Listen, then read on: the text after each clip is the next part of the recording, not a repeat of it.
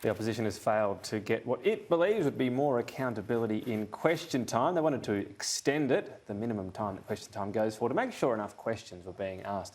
Joining me now is the Manager of Opposition Business, Paul Fletcher. Thank you very much for your time. So you wanted a couple of things, a 3:30 p.m. end, which I guess is good for big fans of question time, and we broadcast it on Sky News, and trying to get all 22 questions in there. So what problem are you trying to fix? Well, the problem we're trying to fix is that the government, a couple of sitting weeks ago, made changes to the standing orders that were supported by a majority in the House, which provided for 22 questions and said of those, 11 would go to the government, and of the remaining 11, 8 would go to the opposition and 3 would go to the crossbench.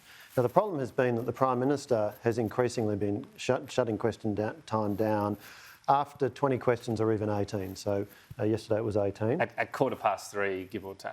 The time varies a bit, but certainly well before 3:30. So we've certainly proposed, and indeed we moved a motion yesterday, that question time should go to 3:30. There have been plenty of times in the past where it's extended there or longer. And indeed, the motion we moved was supported by the crossbench, and so it was lost ultimately 73 to 70. So that was significant. The crossbench joining with the opposition, calling for more scrutiny, for question time to last longer, and essentially for the government to live up to what was implicit in the changes it made just a few weeks ago, which is that there would be 22 questions. Now, this came after some changes were agreed between the government and the crossbench that shifted around the order of opposition and crossbench questions. Now, the impact of that, if the Prime Minister keeps shutting question time down early, is that in practical terms there's likely to be a reduction in the number of questions that the opposition is able to ask. Now, that's not good for transparency, scrutiny and accountability, and of course that is the job of opposition. Have you done the averages? How many questions did the Coalition get through on average? Yesterday... I mean in your time in government. We frequently had question time going later than it is going today. Look, it varies from question time to question time. But, of course, I make this point that the opposition is asking, the coalition is being asked by the government, or being required by the government, to have fewer questions now than we allowed to the opposition between 2013 and 2016. I guess you're a smaller opposition? Well, no, we're actually larger. You know, from 2013 to 2016, Labor had fewer seats than we have now. We have 58 seats. So it is important that the constituents represented by the 58 coalition members in the House of Reps. But 2016 onwards, Labor were much bigger, and you've got, obviously the new thing is this heaving crossbench compared to the old one. Does it have a bit more time, would you agree? Well, the point we were making with the motion that we moved yesterday was that this is essentially a problem the government has created for itself because of the way it's cutting off question time. And so the solution to that would be to have question time go a little longer and to have the Prime Minister stick to the 22 questions that was implicit in the changes. When you say cutting off, though, I mean, this is what the Coalition did in government as well. There'd be a rough time of 3:15.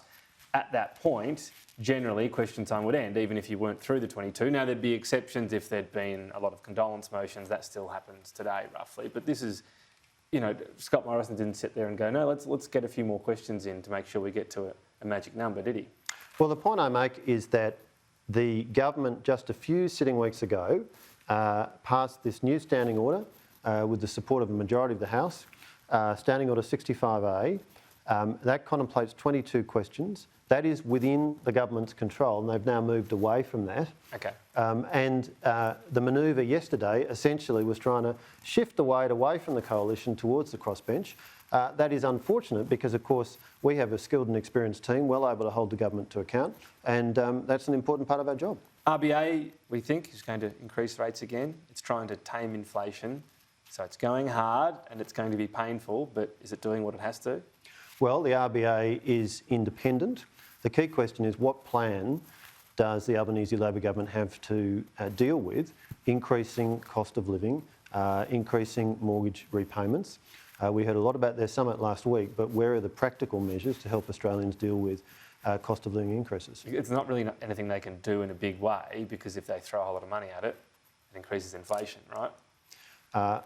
let's be clear, the Albanese Labor government needs to be held to the standards that it said to the Australian people it would meet as it came into government.